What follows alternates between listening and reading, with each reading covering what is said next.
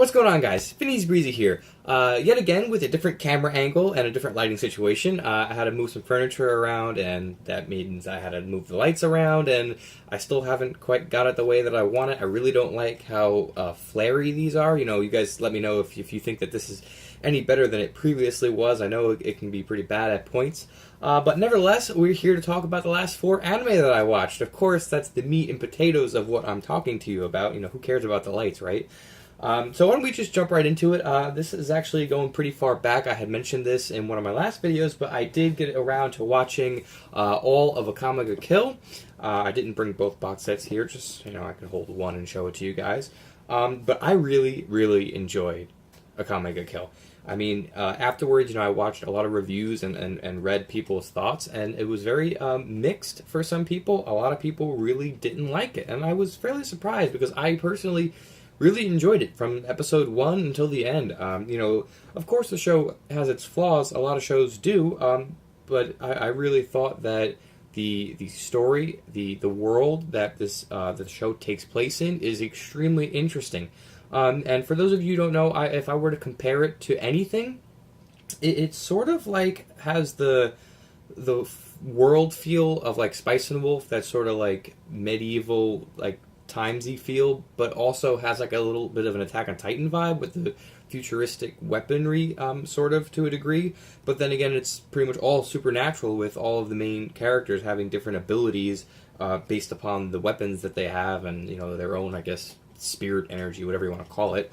But it's basically a hero plot, you know, where all of the main characters are fighting against a different set of opposing villains who sort of can go on par with each other in terms of character.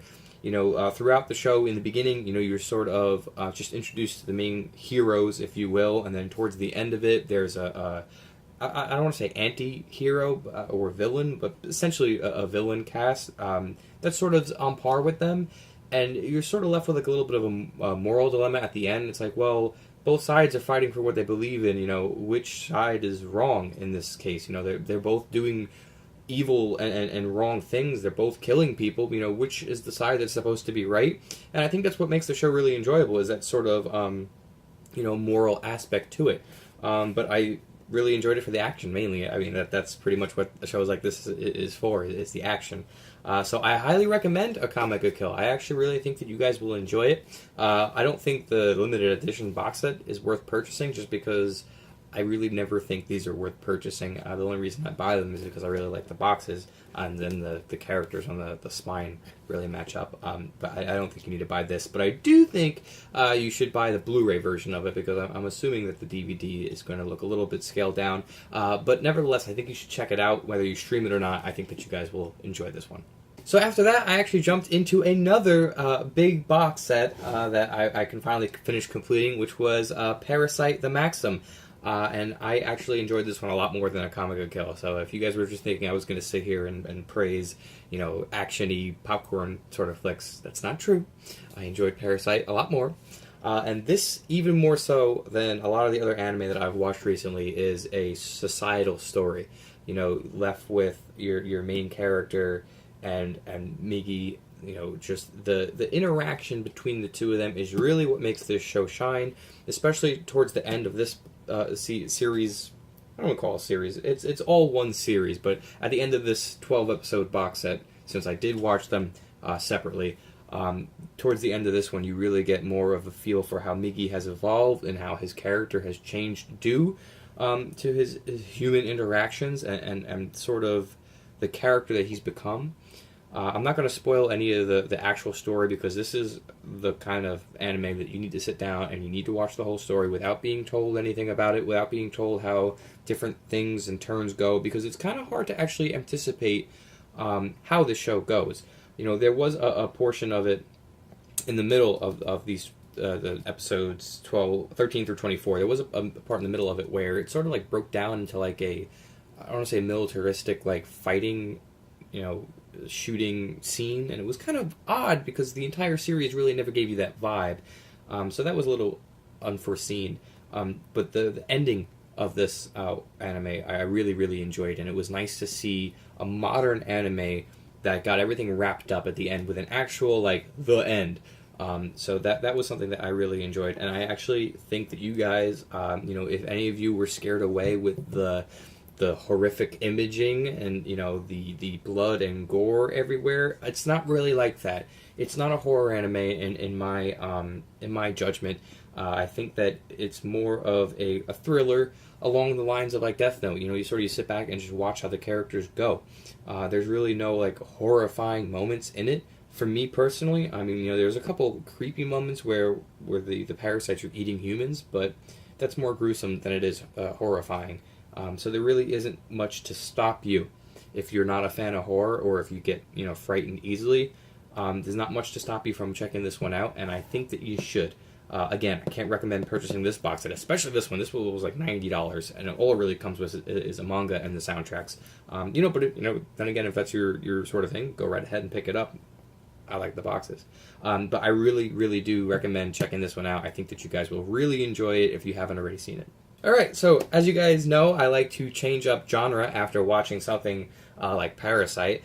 So I went ahead and I watched a little show called Magic Users Club. I have the TV series here and the OVA. So I went ahead and watched this, and I made the mistake of watching the TV series first and then the OVA, because typically that's how anime run. They have a TV series and then they have an OVA maybe to finish off what didn't get completed. But then again, there are situations where an OVA comes first, and because it did so well, they go ahead and produce a TV series, and that's what happened here. So I kind of watched it a little bit out of order. I think that, for me, it was actually a good way of watching it, because the TV series sort of left me with like a feeling like, why is this supposed to be so good? Why? Because I have heard good things about this anime, and it is an older one, and as you guys know, I like that sort of hand-drawn art style. I don't see an original run on here for when this came out. Maybe you guys might know a little bit better, but the TV series was pretty lackluster in my opinion. The OVA, however, was a lot better. The characters had a lot more depth to them. The story was a lot more interesting. The TV series sort of just felt like it was just there to be there. And maybe it was trying to capitalize on the fact that the OVA did so well. And it really is not worth watching at all, in my opinion. However, the OVA, which is considerably shorter, it's only 6 episodes, whereas the TV series is 13. The OVA is worth watching, and it is a fairly interesting look at magic, essentially, and how these 5 main characters in high school interact with each other, and they try and use magic. But it's a fairly forgettable anime, and I actually think you can really skip it overall if it's not something that you're terribly interested in seeing. But if you have heard of it and you were thinking about it, I would say check out the OVA series above the TV series, and I don't think it's worth purchasing either. So I was hoping to run through those 3 as quick as I could, so I can get some time here at the end, because I know that these videos can get a little bit rambling, and I don't want to make them too long that you guys can't actually enjoy them in a quick sitting. But I did want to save some time for the last thing that I watched, which is an anime called Infinite Ryvius, and this is one of the shows. There's the fancy collector's edition box set. This is one of those shows that I picked up off that eBay listing that I said I had picked up 15 different anime, and this is one of them. And this is something that you really are going to have trouble finding a modern release of. I think that they might have did like another re-release in a thinner box set since this one, but other than that, it hasn't been re-released. It's not on Blu-ray. It's not like an Anime Classics. It could be at some point, because I think this is one of the best, if not the best, space anime that I've seen.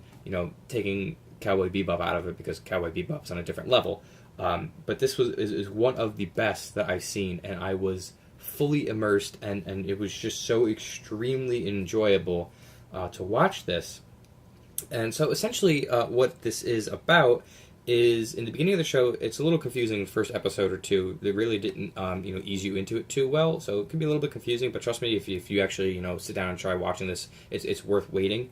So basically it takes place, I think it's 2260 or something like that, really far in the future. And there's space stations right around Earth's atmosphere that they're all used for training and development and all that. And there's a space station with 500 children on it that are all training and instructors and whatever. And the holiday comes, and a lot of the people leave, but 400 of them stay. And they're going to sink into this space rift essentially that surrounds Earth, and to do some sort of experiments and whatever. And in the same time, there is a secret plot to destroy the entire space station, because within it is a spaceship that is extremely powerful and has hidden potential and whatever. The story gets very, very detailed. But essentially, the plan fails. They don't destroy the spaceship, and these 400 children get stuck on it with no adults. And they are just, they're trying to get rescued in the beginning, but that changes towards the end of it. But what makes this show so good is the character development of these children, essentially, who are left to create their own society, really, if you look at it, on this spaceship. Decide who's in charge, decide who pilots the ship, decide where they go, what they do, how they do it. And at different points within the series, there's like there's a coup to kick out who's in charge. It gets replaced with a bunch of thugs who then get kicked out again, and it just goes back and forth. And every episode is just character development. Every episode has character development, and the characters from the beginning of the series to the end of the series they change completely. You have the main character, I forget what his name is, Koji. Main character's name is Koji, and if you've ever watched Evangelion, he's like a clone of Shinji in Evangelion. He's just like copy-paste. But, his character from the beginning to the end switches with characters that, sort of reverted. Also, what's really good about the show, if you can tell, I kind of like it. What's really good about this show is the science behind it. They're very methodical with describing things, gravitational fields, different relativity, aspects of higher end astronomy, and just, it's a very smart show. Let me put it that way. I can't really give it justice because I'm not that smart. But it's a very smart show.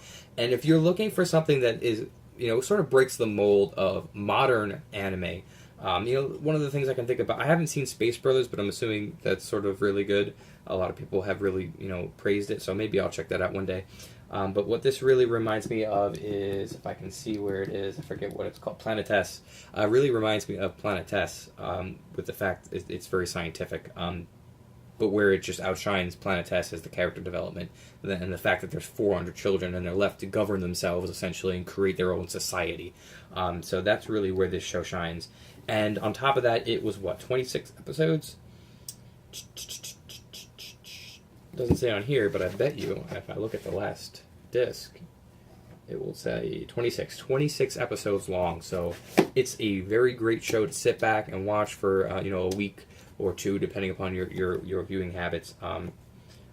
I highly, above all else, above Akame Ga Kill and Parasite, highly recommend checking Infinite Ryvius out. I don't know if this is available for legal streaming. I don't know if you're going to be able to purchase this off of Amazon. You can get it off eBay. Obviously, I did.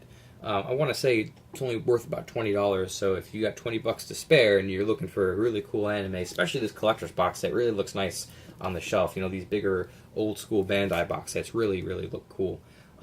Really think you guys will enjoy Infinite Ryvius. So there you go, guys. That is 4 more anime that I checked out. That was Akame Ga Kill, Parasyte the Maxim, Magic Users Club, and of course Infinite Ryvius.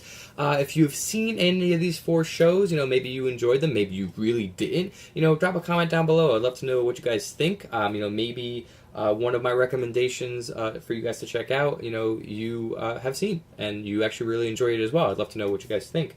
Then again, maybe, you really did not like Infinite Ryvius. Maybe you've watched the first 10 episodes and you were like, that's it. I can't watch any more of it. It sucks. Let me know either way. I like to have a dialogue with you guys. And if you enjoyed this video, please give it a thumbs up. Let me know that you guys enjoy what I do and that you want to see more. We're getting close to 1,000 subs. That's kind of crazy. I can't believe that. I mean, this time last year we were under 500. So I really appreciate your guys, patronage to my videos, and that we can all talk about anime together. It's one of the big things that I love about this channel is the community around it. But nevertheless, my name's Easy Brezey. and I'll see you all next time.